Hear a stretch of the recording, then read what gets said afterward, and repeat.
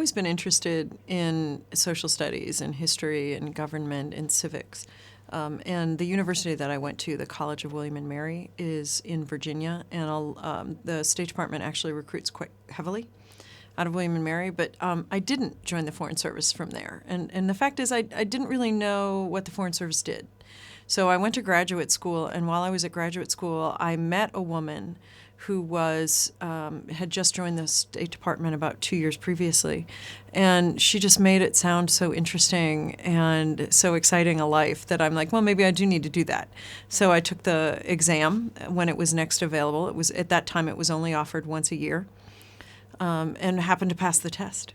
We have what's called Flag Day in the training course, where they literally call you up to the front of the room and hand you the little flag of the country that you're going to. And they said, Marie, you're going to Nouakchott. And I said, great, where is that? I really didn't know. All I knew, it was in Francophone West Africa.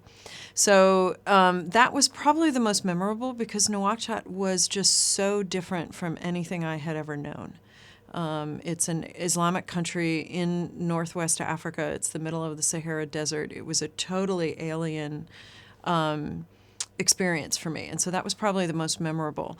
After Africa, I went to Paris, France for 2 years and had a wonderful time learning to be a good consular officer, which has stood me in wonderful stead. And after Paris, I went back to Washington and did about 4 different jobs back in the Department of State headquarters over the course of 5 years, including spending 1 year doing nothing but studying Vietnamese and studying about the history and culture of Vietnam.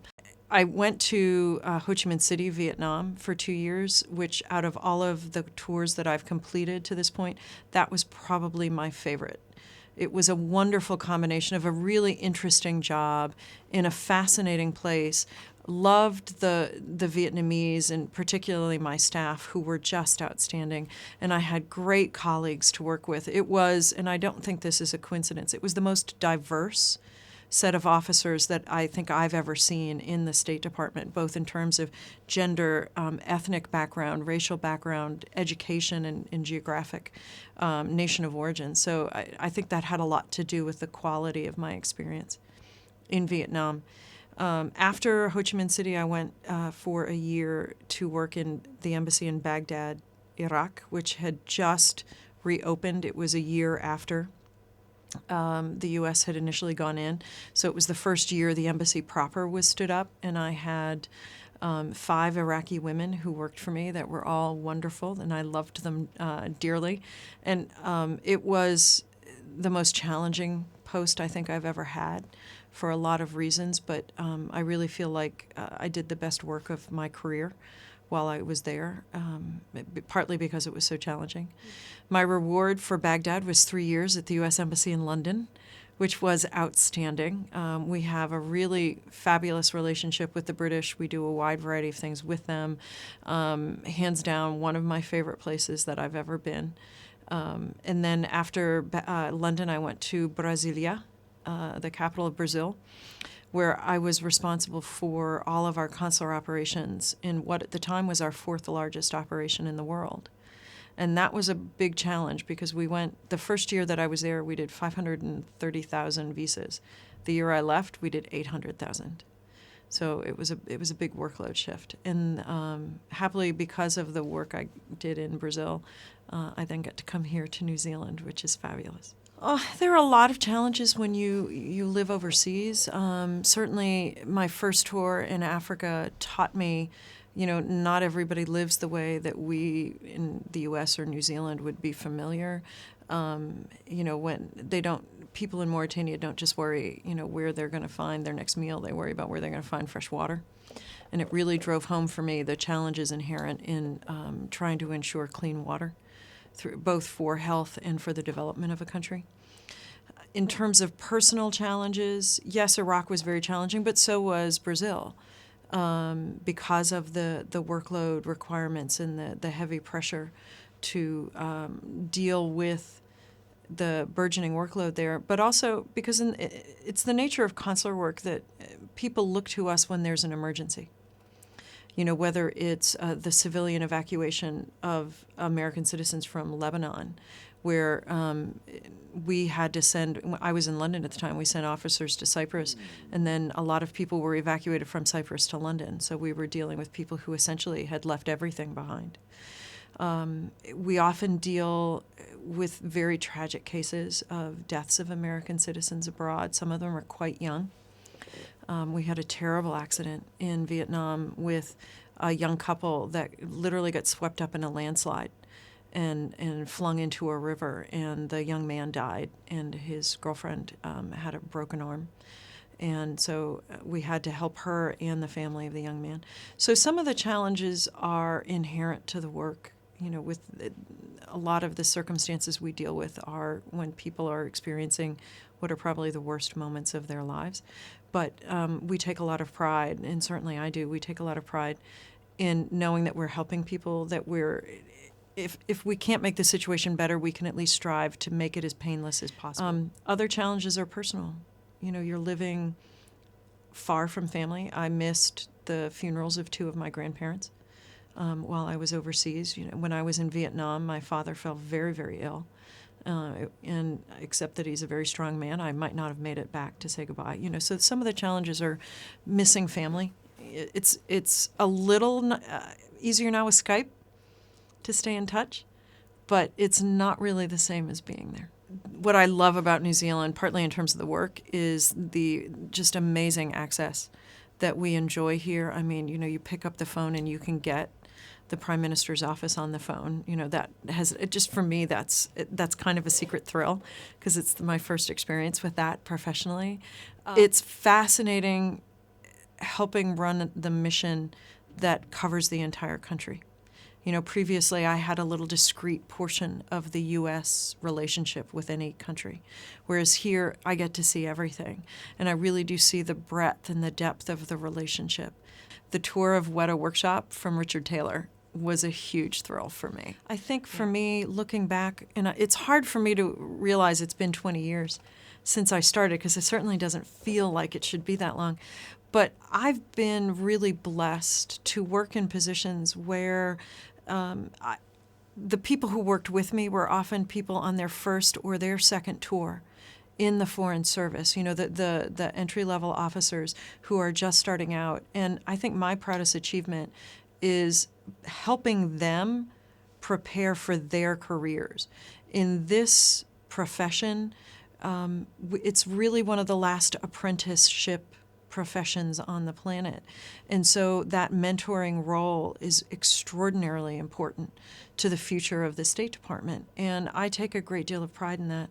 And frankly, it's often the most interesting and enjoyable part of the job. So for me, I think my proudest achievement is in my ability to contribute to their future. Going on in my career, there are a couple of women who were particular mentors. One was Mary Ryan, who is probably was the longest serving Assistant Secretary of Consular Affairs that we ever had, although she herself was a management officer, not consular. But Mary is kind of a legend in the Foreign Service, and she really built up the consular portfolio to be more policy-driven, to be more customer service-driven, to be more conscious of how we, as individual officers, contribute to the U.S. relationship with the country that we're serving in. Another was a woman who followed her as Assistant Secretary of Consular Affairs, Maura Hardy. And the things that I learned from Maura were the importance of integrity, in the importance of taking care of your people. Maura was the Assistant Secretary when I was in Baghdad. And on Thanksgiving Day, I was sitting in the conference room with colleagues eating Thanksgiving dinner on a tray with my plastic knife and fork, and Maura called to say Happy Thanksgiving, was thinking of you while out here in Washington, wanted you to know you're in our thoughts. And when I hung up the phone, I turned to my colleague and said, Maura Hardy says hello and Happy Thanksgiving. And they were shocked that my Assistant Secretary had called me.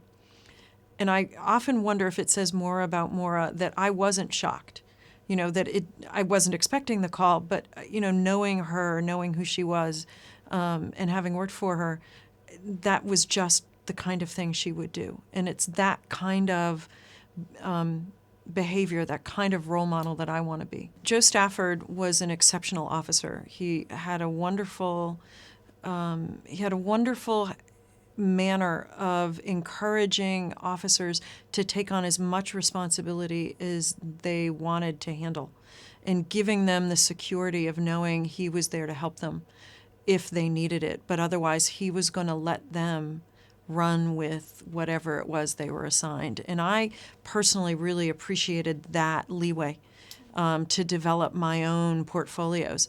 He also gave me the best piece of advice I've ever had in the State Department, which was always pick a boss you can learn from. That's been the best advice I've ever seen. My advice for women wouldn't vary very much from my advice for men. You have to always be curious, always be learning.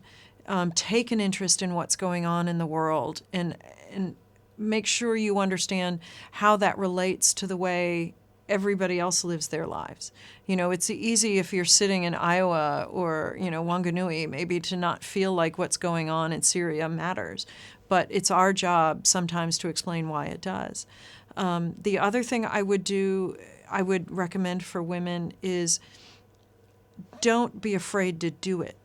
We sometimes hesitate because we worry, maybe it's not going to, maybe I won't be able to get as far, or maybe I won't be able to have as much of an impact as I would doing something else. But I think that's untrue. I think this is a great job for women. Hillary Clinton or, Madeleine Albright. And these are really strong, intelligent, engaged women that weren't afraid to be women. They didn't feel like they had to pretend to be men in order to operate at the highest levels in foreign policy. That's my advice for women. If they truly are interested in the job, go find somebody who's already in it. Talk to them. See if this is really what you want to do. And be aware that there are sacrifices to it. You're often on the other side of the planet from family and friends. You're not going to make it home for everybody's birthday. But you have the absolute privilege of representing your country and the people of your country in the four corners of the world. And there's just nothing better than that.